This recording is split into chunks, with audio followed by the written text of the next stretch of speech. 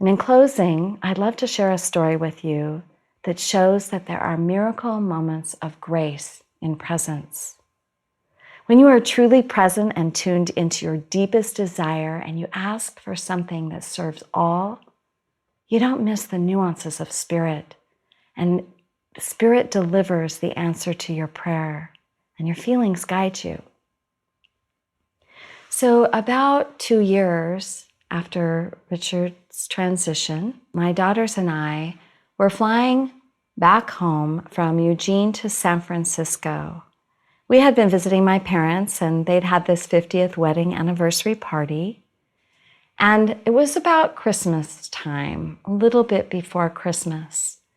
And we walk up to the ticket agent at the airport, and the ticket agent says to us, "Do you know you're not seated together on this flight?" And we look at each other, and I ask the girls, "Does that matter?" And they say, "No, it doesn't matter." And I say, "It's okay. We're okay. It's a short flight." It was a little commuter jet flying from Eugene to San Francisco. And he takes it upon himself to rearrange our seats on this plane. And so he says, as we, are walking away, he calls out and he said, "Oh, I got you seated together." And I was like, "Oh, great, thanks." So we go and we get seated on the plane, and the girls are in the window in the aisle, and I'm seated in the aisle, and the window seat is open. And a man walks up to sit in the window seat. And I remember getting this really odd feeling come over me, super odd, almost a chill. I remember thinking, wow, that's a weird feeling I'm having. And my kids let out a giggle. Now, they were 19 and 17 years old. I mean, they're not giggling age, but they let out this giggle. And I thought, that's odd too. This guy sits down, and I think to myself, I really want to talk to this guy. I really want to talk to him. But he pulls his laptop out and he starts to tap away, and I'm like, okay, I'm not going to bug him. He's clearly working.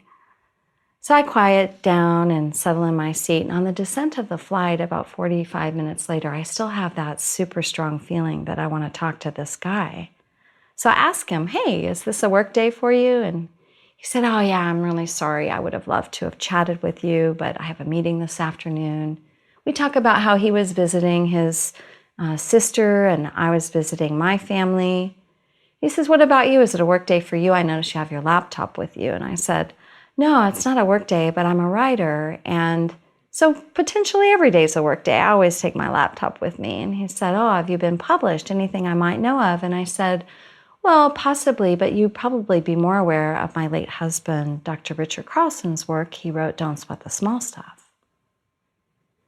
Well, the guy did something like this. He kind of sat back and he looked up and got a little uncomfortable. He even turned color a little bit, like he got very uncomfortable. And I said, "What? Did you know him?" And he shook his head. He said, "No, I didn't know him." And I said, "What?" He said, "Well, did your husband die on a flight to JFK a little over 2 years ago?" And I said, "Yeah, he did. How did you know he died going to JFK?" And he said, "Because I was seated directly behind him on that flight. I was the first to assist. I helped to lift your husband's body out of his seat." You can imagine how that felt for me. And I said, "What are the odds of that?" And he said, "There are no odds that this could happen." But what he didn't know was that my deepest prayer, the thing that I wanted more than anything in the world, was to meet somebody who had been on that plane with Richard, who had been holding space for him, who was with him when he died. So that meant everything to me, and that was such a miracle. And it was such a miracle of grace, and it also verified to me that when you're present and you listen to your feelings, and when you're in the present moment, you don't miss the nuances of spirit. Nobody missed their cue that day, not the guy that changed our seats, not my daughters, and not me.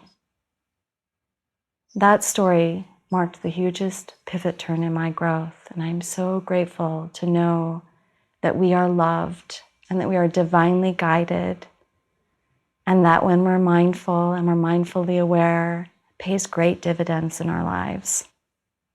Thank you so much for being here and listening. It's been a great honor to share this time with you.